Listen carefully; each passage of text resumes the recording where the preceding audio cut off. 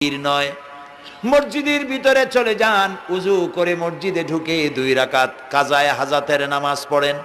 রাসূলুল্লাহর উপরে যখনই বিপদ হতো তিনি নামাজে দাঁড়ায় যেতেন। সুবহানাল্লাহ বলো। আপনি কেন যাবেন একটা কবরের কাছে?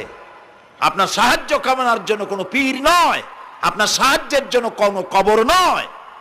সাহায্য পাওয়ার জন্য কে? আল্লাহ চান আপনার ঈমানটা খালেস হোক।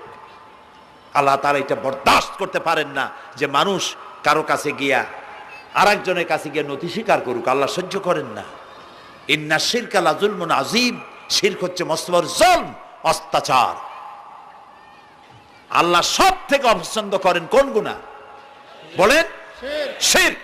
আল্লাহ সহ্যই করেন না। কেন করেন না?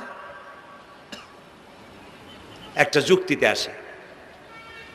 যারা বিবাহ